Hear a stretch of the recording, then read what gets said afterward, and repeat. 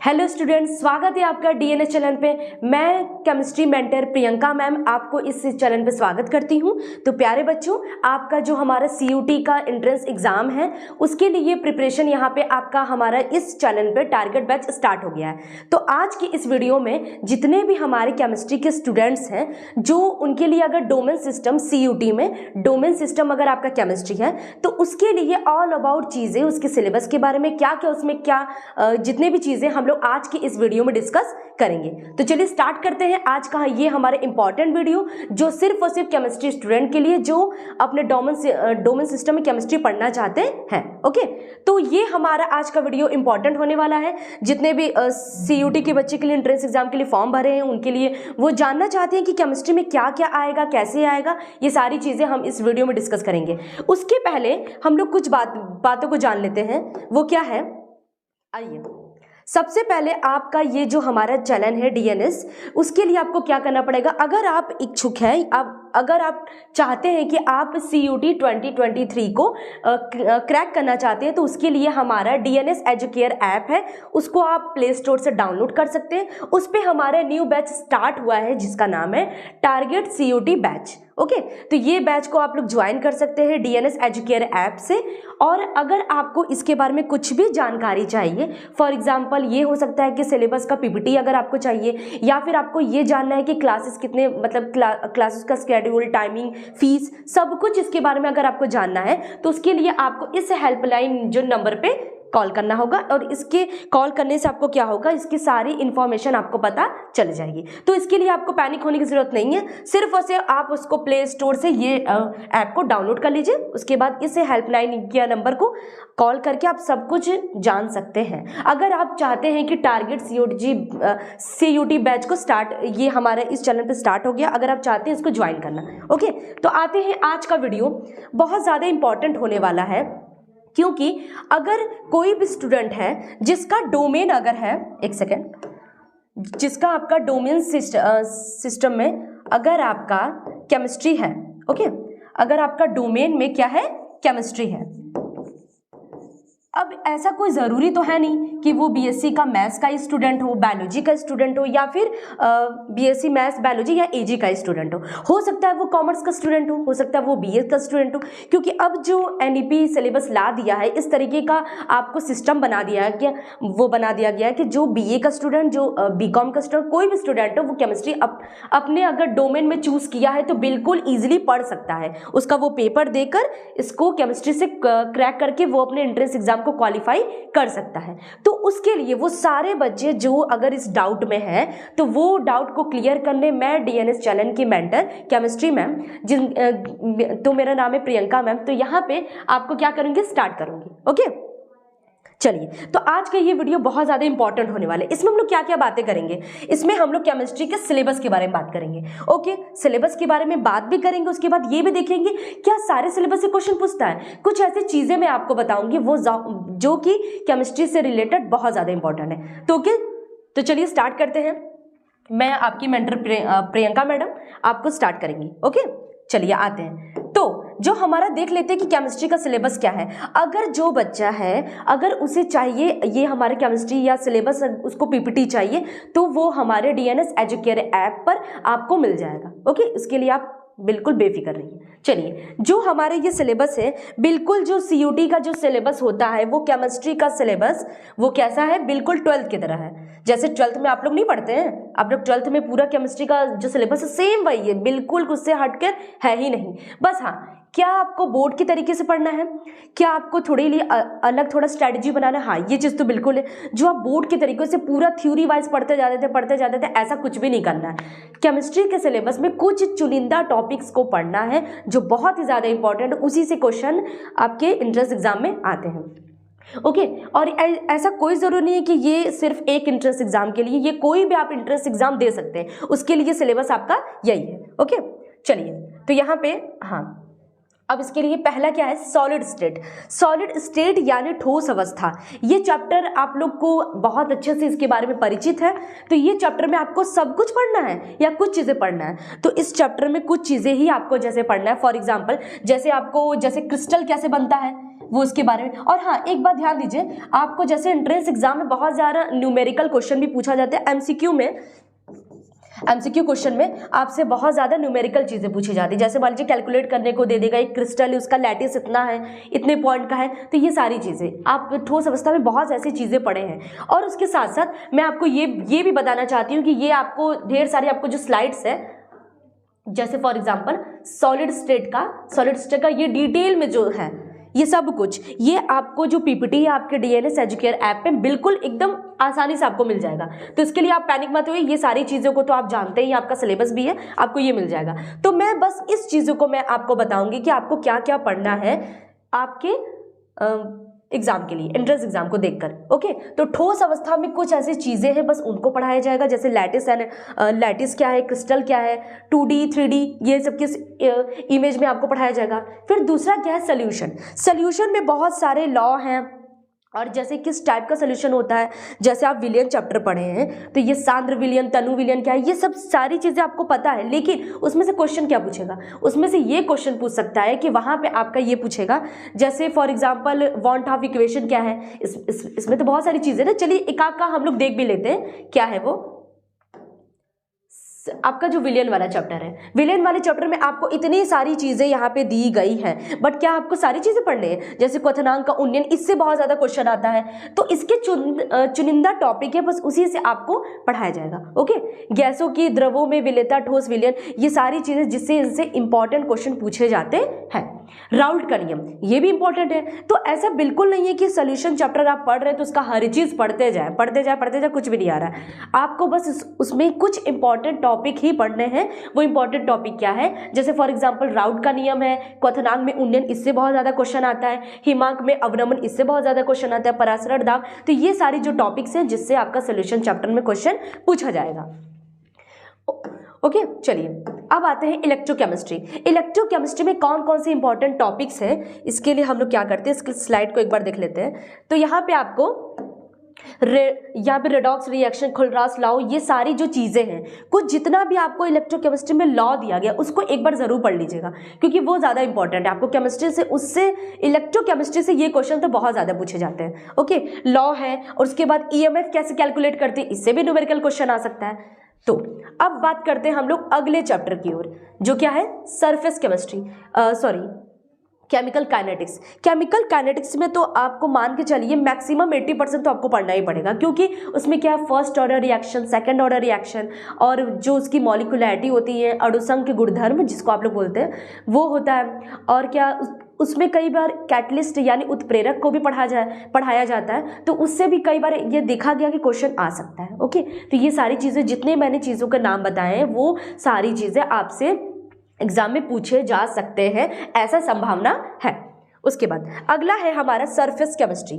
तो surface chemistry में आपका एडजॉर्प्शन या फिर एब्जॉर्प्शन आपने पढ़ा है। जैसे फॉर एग्जांपल इसको क्या बोलते हैं, अधिशोषण, अवशोषण। तो इसमें मैक्सिमम इससे ही क्वेश्चन आते हैं, एब्जॉर्प्शन और क्या होगा, एडजॉर्प्शन। इन सब चीज़ों से ज़्यादा क्वेश्चन आते हैं। और सरफेस केमिस्ट्री, हाँ, ये मान के चलिए इस चैप्टर को थोड़ा सा आप स्किप भी कर सकते हैं। ऐसा क्यों, क्योंकि सरफेस केमिस्ट्री से ऐसा देखा गया कि कई बार इन सब सारे चैप्टर से ज़्यादा क्वेश्चन आ जाते हैं। इससे आता है 1 या 2 मार्क्स का, मतलब ज़्यादा नहीं आता है इसको। इसीलिए आप इस पर पूरा टाइम वेस्ट मत करिए, इसको पढ़िए, पर पूरा पढ़ने की जरूरत नहीं, बस ऊपर ऊपर देख लीजिए कि कौन कौन से इंपॉर्टेंट टॉपिक है, उसको अच्छे से तैयार करके जाइएगा। ओके, चलिए अगला क्या है आपका, general principle and process of isolation elements, या इसको बोलते हैं तत्वों का निष्कर्षण। क्या बोलते हैं, तत्वों का निष्कर्षण के सिद्धांत एवं प्रक्रम। तत्वों का निष्कर्षण, इस यूनिट से आपको ऐसा लग रहा है जो हमारे जितने भी एलिमेंट्स हैं, मेटल्स हैं, नॉन मेटल्स हैं, उसको हम लोग कैसे प्राप्त करते हैं, उसके बारे में क्या क्या उसमें मेथड्स हैं। तो कई बार क्या होता है ना, इस चैप्टर से क्वेश्चन पूछे जाते हैं 1 मार्क्स का, 2 मार्क्स का, पर वो लिमिटेड रहेगा। मतलब कुछ ऐसे ऑक्सीडेशन प्रोसेस, रिडक्शन प्रोसेस, बस उसी से ऐसा क्वेश्चन, तो माना गया है कि कुछ ही ऐसे चुनिंदा टॉपिक है उसी से क्वेश्चन बनता है, बाकी पूरे चैप्टर से क्वेश्चन नहीं बनता है। ठीक है, तो ये भी स्किप वाले चैप्टर में चला जाएगा, पर हाँ, ये दोनों मार्क्स आपको ला सकते हैं। अब जैसे क्या है कि अगर आप इस चैप्टर को छोड़ देंगे तो आपका मैक्सिमम 5 मार्क्स वो चला जाएगा। ऐसा क्यों? अगर इस चैप्टर से कुछ जो मैं टॉपिक बता रही हूँ अगर आप उसे पढ़ कर जाएंगे ना तो आपके 5 मार्क्स बिल्कुल हो जाएंगे, क्योंकि एकदम एग्जैक्ट क्वेश्चन आता है उसमें। क्वेश्चन आपको इन दोनों चैप्टर से घुमा नहीं सकता है। ओके, ऐसा नहीं करेगा कि तत्वों की मतलब इस चैप्टर से घुमाने वाला क्वेश्चन है ही नहीं, इन सब चैप्टर से घुमा सकता है। ओके, अगला क्या है? P block elements. P block के तत्व। पी ब्लॉक के तत्व बहुत बड़ा चैप्टर है। अब उसमें क्या होता है ना, पी ब्लॉक क्या होता है ये आपको थोड़ा ऊपर ऊपर से पढ़ना है, कैसे होता है ये सब, और ये क्या क्या क्या रिएक्शन करता है। जैसे पी ब्लॉक के जो एलिमेंट है किसके साथ रिएक्शन करके जैसे ऑक्साइड बनाते हैं, हाइड्राइड बनाते हैं, तो ये सारी चीज़ों को आप पढ़ लीजिए, बस इतना काफ़ी है पी ब्लॉक में। ठीक है, चलिए अगला हम लोग चलते हैं। अगला हमारा क्या है? D and F block. D and F block, तो इसमें ये क्या होते हैं ये बात आपको पहले पता होनी चाहिए। उसके बाद डी एंड एफ ब्लॉक पे जो आपका डी एंड एफ ब्लॉक में वही सेम चीज। डी ब्लॉक को क्या बोला जाता है? ट्रांजिशन या संक्रमण तत्व बोला जाता है ना, ट्रांजिशन या संक्रमण तत्व। तो ये क्या होते हैं? इसका कई बार ये क्वेश्चन पूछा गया है कि इसके संयोजकताएं जो भिन्न भिन्न प्रकार की होती है तो क्यों होती है, इसका रीजन पूछ लेगा। ज्यादा कुछ इसमें डी ब्लॉक में नहीं पूछता है। एफ ब्लॉक में लैंथेनाइड एक्टिनाइड को पढ़ लीजिए, बस उसी से जो क्वेश्चन बन सकता है वही क्वेश्चन पूछेगा। अब आते हैं कोऑर्डिनेशन। इस चैप्टर तो बहुत ही वेरी वेरी इंपॉर्टेंट, क्योंकि इस चैप्टर से बिल्कुल मत छोड़िएगा। अगर ये चैप्टर आप अच्छे से तैयार करके जाते तो इससे भी पूरा डायरेक्ट क्वेश्चन आता है। अगर एक कॉम्प्लेक्स आपको दे देगा, जैसे फॉर एग्जांपल इसका कॉम्प्लेक्स आपको दे दिया, ठीक, अब आपको क्या बोला है कि इसका आईपीएससी बताइए, तो क्या इस क्वेश्चन को कहीं से भी घुमा सकता है? बिल्कुल नहीं क्यों घुमा सकता, क्योंकि इस क्वेश्चन से अगर आपको आईपीएससी अच्छे से आता है तो आप ये क्वेश्चन कर जाएंगे, बिल्कुल कर जाएंगे ना। तो इसीलिए कोऑर्डिनेशन चैप्टर को बिल्कुल मत छोड़िएगा।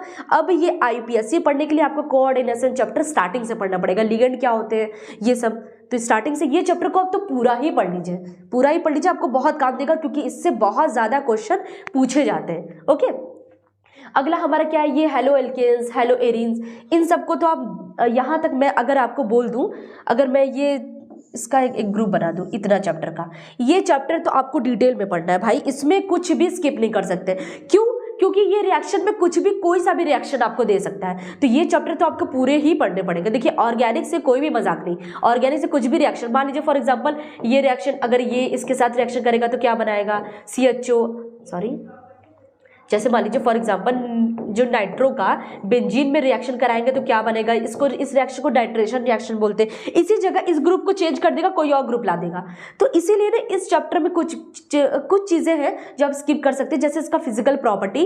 कई बार इसके फिजिकल प्रॉपर्टी से बहुत कम क्वेश्चन पूछा जाता है, केमिकल प्रॉपर्टी से जो इसकी रासायनिक अभिक्रिया है इससे ज्यादा क्वेश्चन पूछा जाता है कि ये कोई सा, जैसे आप पढ़ते हैं जैसे ए प्लस बी रिएक्ट करके क्या बनाएगा, यही ये क्या है? Question mark. A plus B react करके क्या बनाएगा? Question mark. तो यही चीजें आपसे बहुत ज्यादा इस चैप्टर से पूछे जाएंगे, तो आप इसको बिल्कुल भी स्किप मत करिएगा। ओके, ये चैप्टर को बिल्कुल भी आप क्या करिएगा? स्किप मत करिएगा। इसमें तो आपको पूरा पढ़ना है। हाँ, कई बार क्या होता है इन 3 से ज्यादा क्वेश्चन पूछे जाते हैं, और इससे क्या होता है ना, जैसे जो नाइट्रोजन कंटेनिंग कंपाउंड है इससे बस एक टाइप का क्वेश्चन आता है, वो ये है कि इससे जो नाइट्रोजन क्या करता है, इसके पास लोन पेयर होता है तो वो क्षार जैसा बिहेव करता है, क्षार यानी बेस बिहेव करता है। तो इस पे क्वेश्चन आ जाता है कि ठीक है ये क्षार जैसा बिहेव करे तो इसमें कोई ग्रुप लगा दे तो क्या होगा, बस इस टाइप का क्वेश्चन है। तो इसको इस चारों चैप्टर को तो इंपॉर्टेंट मानकर ही चलिए। ओके, बस हमारा अब केमिस्ट्री का 3 चैप्टर बच गया। कौन सा है? Biomolecules, polymer chemistry in everyday life. Okay, तो इसमें आपका क्या है? इसमें आपको ये रहेगा कि मतलब क्या क्या आप इसको भी पढ़ना पड़ेगा, जाहिर सी बात है। केमिस्ट्री का ये पॉलीमर और ये दोनों चैप्टर थोड़ा सा, अब देखिए ये दोनों चैप्टर ऐसे हैं जिसमें बहुत मिनिमम क्वेश्चन आते हैं, बहुत मिनिमम।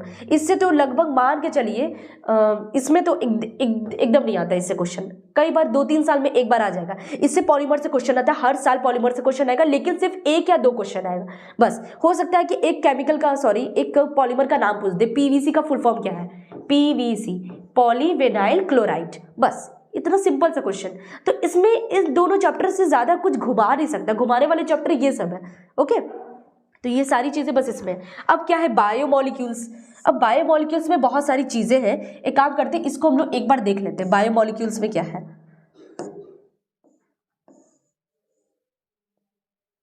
हाँ, जैसे आपका बायोमोलिक्यूल्स में, इसमें आपका क्या है, बहुत सारा ऐसी चीज़ें हैं जिसमें आप कुछ चीज़ें को स्किप कर सकते हैं। जैसे फॉर एग्जांपल कार्बोहाइड्रेट, ये तो बहुत बड़ा है कार्बोहाइड्रेट, और इसमें क्या है, कार्बोहाइड्रेट के बाद हाँ प्रोटीन्स है, फिर फैट है, फैट भी होगा, स्ट्रक्चर क्वाटरनरी स्ट्रक्चर, हाँ ठीक है। इसमें सबसे पहली बात कि इस चैप्टर में आपको क्या क्या मिलेगा, कार्बोहाइड्रेट मिलेगा। आते हैं हम अपने फर्स्ट वाले स्लाइड पे, इसी पे हम लोग क्या करते हैं, डिस्कस कर लेते हैं इसमें क्या क्या आते हैं। कार्बोहाइड्रेट आता है, प्रोटीन आता है, ठीक। तो इस चैप्टर में आपको क्या क्या आएगा, कार्बोहाइड्रेट, प्रोटीन और फैट, और कुछ जगह पे विटामिन। तो कई बार क्या होता है ना, अब ये देखिए इसमें इतनी सारी चीजें हैं, बहुत बड़ा चैप्टर है बायोमोलिक्यूल्स, ठीक है। तो मैं ऐसा बोलूं तो कई बार क्या होता है, विटामिन से और कार्बोहाइड्रेट से बहुत क्वेश्चन आता है एंट्रेंस एग्जाम में, इसमें बहुत ज़्यादा क्वेश्चन आता है, ठीक है। इनसे प्रोटीन से इससे थोड़ा सा कम क्वेश्चन आता है। तो आप कार्बोहाइड्रेट को पूरा अच्छे से तैयार करके जाइए, विटामिन इन तीनों में से कोई दो तैयार कर लीजिए, या तो विटामिन या तो मतलब विटामिन को तो तैयार करिए, इन दोनों में से कोई एक तैयार कर लीजिए, बस इतना काफ़ी है। कार्बोहाइड्रेट क्यों पूरा मैं बोल रही हूँ, क्योंकि इसमें आपको आइसोमर में ये मिलता है, डी और एल। जैसे आइसोमर यानी समावयवता, आप लोग जानते भी होंगे समावयवता क्या होता है, तो डी और एल फॉर्म का समावयवता मिलता है, तो इसलिए ये चैप्टर इंपॉर्टेंट हो जाता है बायोमोलिक्यूल्स। ओके, तो ये भी आपका इंपॉर्टेंट चैप्टर है, ये भी आपको बहुत ज्यादा मार्क्स दिला सकता है। अब आते हैं पॉलीमर पे। तो पॉलीमर में मैं आपको बताई तो मिनिमम आपको कितने क्वेश्चन आपको मिलेंगे, हर साल क्वेश्चन पूछा जाता है, ये तो कंफर्म है, पर ये 1 मार्क्स का, बस ओनली 1 मार्क्स का या फिर 2 मार्क्स का क्वेश्चन पूछेगा, ज्यादा नहीं पूछेगा, क्योंकि इसमें क्या है ना, इसमें क्वेश्चन घुमा नहीं सकता, डायरेक्ट क्वेश्चन आ जाएगा। इससे तो कभी क्वेश्चन नहीं पूछता, 2-3 साल में एक बार पूछ सकता है, तो आप इसको स्किप भी कर सकते हैं, कोई दिक्कत नहीं है, ठीक। तो ये हमारा केमिस्ट्री का सिलेबस बहुत ज्यादा नहीं है, बहुत सारा। अगर आपको ऐसा आपको लग रहा है कि ये सारी स्लाइड्स है, तो ये सारी इतने सारी इसका डिटेल में है, मतलब इसमें एल्डिहाइड, कीटोन, कार्बोक्सिलिक एसिड में क्या क्या पढ़ना है वो सारी चीजें। तो जो आपका सीयूटी का जो सिलेबस है ना, वो आपका किसका है, पूरा 12th के बेस पे है। ओके, 12th के बेस पे है ना, तो 12th का आपको सिलेबस आपको पता है, ये डिटेल में कितने सारी चीजें पढ़ने हैं, पर ऐसा नहीं है। हम लोग जब किसी चीज का कंपटीशन की तैयारी करते हैं तो उसमें हर चीज थोड़ी ना पढ़ाया जाता है। हाँ, आपको एक प्रकार का नॉलेज जरूर होना चाहिए पहले से ही। अब मैं ऐसा बोल दूं कि ऑर्गेनिक रिएक्शन आपको पढ़ना है, तो आपको पता ही नहीं है कि कार्बनिक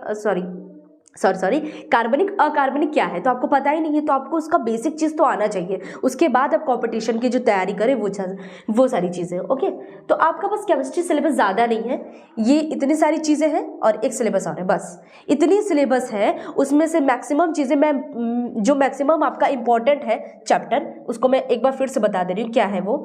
जो आपके इंपॉर्टेंट चैप्टर है वो बायोमोलिक्यूल से, पॉलीमर भी आपको पढ़ना पड़ेगा, ये सारी चैप्टर्स इंपॉर्टेंट है, लेकिन इन सारे चैप्टर को आपको डिटेल में पढ़ना पड़ेगा। इस चैप्टर को डिटेल में इसलिए पढ़ना पड़ेगा, इसको आप पढ़ेंगे डिटेल में, ऐसा क्यों, क्योंकि इससे डिटेल वाले ही क्वेश्चंस आते हैं, ठीक।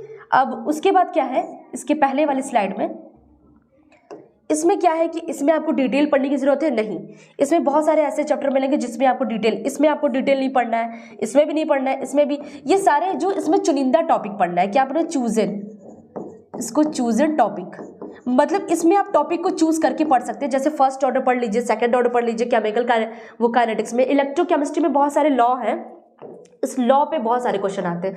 सॉलिड स्टेट में क्या, सोल्यूशन में वही सोल्यूशन तनु विलयन है, सांद्र विलयन में, और भी वहाँ इसमें हिमांक में अवनमन, क्वथनांक में उन्नयन, ये सारी चीज जो चीजें मैं आपको बता रही हूँ उससे बहुत, मतलब इसमें भी आप चूज कर सकते हैं टॉपिक को। सॉलिड स्टेट में वही है, सॉलिड स्टेट में बहुत ज्यादा क्रिस्टल के बारे में ज्यादा पूछा जाता है, ठीक है। क्रिस्टल आपका कैसा है, लैटिस है, तो उसमें कितने साइट है, क्या क्या स्ट्रक्चर बना सकते हैं, ये सारी चीजें सॉलिड स्टेट पे। तो ये इतने सारे चैप्टर्स आपके केमिस्ट्री के हैं जो बहुत ज्यादा इंपॉर्टेंट है, आपको यही चैप्टर्स अच्छे से तैयार करना है। जो बच्चे इंटरेस्टेड हैं, अगर वो सीयूटी का टारगेट बैच ज्वाइन करना चाहते हैं हमारे डीएनएस चैनल पे, तो उसके लिए मैं आपको फिर से बता देती हूँ क्या करना पड़ेगा। आपको कुछ नहीं करना है, बस आपको क्या करना है कि प्ले स्टोर में जाना है और उसके बाद डीएनएस एजुकेयर ऐप को क्या करना है, डाउनलोड करना है। उसके बाद आपको इस हेल्पलाइन नंबर पे कांटेक्ट करना है। वो सब कुछ आपके जो हमारे जितने भी मेंटर हैं वो आपको सब कुछ बता देंगे कि आपको कैसे ज्वाइन करना है, कितना फीस है, सब कुछ। अगर आपको इसको क्वालिफाई करना है तो आई होप आपको आज का जो हमारे केमिस्ट्री का सिलेबस है हम लोग इसके बारे में ऑलमोस्ट सबको डिस्कशन कर चुके हैं। अब बात ये कर लेते हैं कि अगर आप लोग को ऐसा लग रहा है कि केमिस्ट्री सिलेबस बहुत बड़ा है, 15 चैप्टर्स हैं, आपको 15 चैप्टर्स है, उसमें से चुनिंदा टॉपिक से ही पढ़ना है। एक चैप्टर तो मैंने कट ही कर दिया, तो मान के चलिए 14 चैप्टर, ऐसा ही है ना, तो बहुत बड़ा नहीं है। उसमें बहुत सारी चीज़ें इस तरीके से आपको पढ़ाया जाएगा, तो आपको सब कुछ आने वाला है, ठीक है। अब इसमें बात क्या है, जो हमारे ये टारगेट बैच स्टार्ट हुआ है, इसमें आपको घर बैठे ऑनलाइन प्लेटफॉर्म पे आपको सारी चीज़ें CUT से रिलेटेड केमिस्ट्री के लिए सब कुछ मिलेगा। आपको केमिस्ट्री हो, फिजिक्स हो, मैथ्स हो, कुछ भी हो सब्जेक्ट आप चूज कर सकते हैं, ओके। तो उसके लिए आपको सब कुछ घर बैठे ऑनलाइन सब कुछ मिलेगा। आपको चाहे उसका हर एक लेक्चर वीडियो हो, उसका लेक्चर वीडियो हो, डिस्कशन हो, या फिर टेस्ट सीरीज हो, या फिर टेस्ट हो, आपका हर संडे टेस्ट होता है, वो सारी चीज़ें आपको घर बैठे ऑनलाइन मिल रहा है। अब क्या चाहिए भाई, कहीं जाने की भी जरूरत नहीं है, आपका जितना एनर्जी वेस्ट होता है वो भी नहीं होने वाला है, ओके। तो बस इतनी सारी चीज़ें हैं। आप चाहते अगर आप सर्च में ज्वाइन करना चाहते हो तो जल्द से जल्द बैच को स्टार्ट करिए, वरना तो आप, क्योंकि देखिए कंपटीशन के लिए पहले से ही प्रिपरेशन बहुत ज़्यादा इंपॉर्टेंट है। कंपटीशन को हल्के मत लीजिए, क्योंकि बहुत सारे लोग ऑलरेडी प्रिपरेशन कर रहे हैं, तो आप अभी से ही अपने आप को थोड़ा वॉकअप करिए, ठीक। तो आज का जो हमारा ये वीडियो था, क्या था वो, आज का हमारा वो वीडियो क्या है, अरे भाई ये हमारा केमिस्ट्री का जो सिलेबस है हम लोग डिस्कस बहुत अच्छे से कर चुके हैं। अब जो बच्चे हमारे ऑलरेडी जो ज्वाइन कर चुके हैं उनको मैं नेक्स्ट, मतलब जितना भी जो हमारा नेक्स्ट लेक्चर आएगा उस पर मैं पढ़ाना स्टार्ट करूंगी कोऑर्डिनेशन केमिस्ट्री। और जो बच्चे नहीं ज्वाइन किए जल्दी जल्दी ज्वाइन कर लो। आपको लगता है कि ये जो आपका वीडियो है बहुत काम का वीडियो है, तो आप इसको क्या कर सकते हैं, लाइक और शेयर ज़रूर करिएगा, ज़रूर। अगर आपको लगता है कि केमिस्ट्री सिलेबस हम लोग का बहुत अच्छे से यहाँ पे डिस्कशन हुआ है, तो आप इसको क्या करिएगा, लाइक एंड शेयर। आप लोग यही कंजूसी करते हैं, एक लाइक करने में आपका क्या जाता है। और आप अपने जो भी, अगर आपके बहुत सा मतलब आपके दोस्त हैं, अगर उन्हें भी ऐसा लगता है कि जैसे आपको कहीं पर भी केमिस्ट्री का सिलेबस नहीं मिल रहा था, आपके दोस्त की भी हेल्प हो जाएगी, तो आप उनको शेयर भी कर दीजिएगा, ओके। तो ये जो हमारा वीडियो है केमिस्ट्री सिलेबस का ऑल अबाउट वीडियो था, जिसमें हम लोग ने क्या किया, केमिस्ट्री के सिलेबस को देखा, और उसके साथ ही साथ मैं आपको कुछ ऐसी चीज़ें बताई थी जो उसके लिए, अगर आपको ये बैच आपको स्टार्ट करना है, कौन सा वो हमारा बैच था, टारगेट बैच, जो आपको कहाँ पे स्टार्ट हुआ है, आपको मैं एक बार रिवीजन करा दूं। तो ये जो बैच हमारा स्टार्ट हुआ वो DNS एजुकेयर ऐप पे स्टार्ट हुआ है। तो आपको ये जो सिलेबस का PPT है आपको DNS एजुकेयर ऐप पे बिल्कुल फ्री मिल जाएगा। आपको वहां पे आपको कुछ भी नहीं करना है। और हाँ, ये जो वीडियो अगर आपको समझ में आ रहा है तो इसको लाइक एंड शेयर कर दीजिएगा। तो आज के लिए सिर्फ इतना ही। All the best for preparation of exam. Thank you for watching.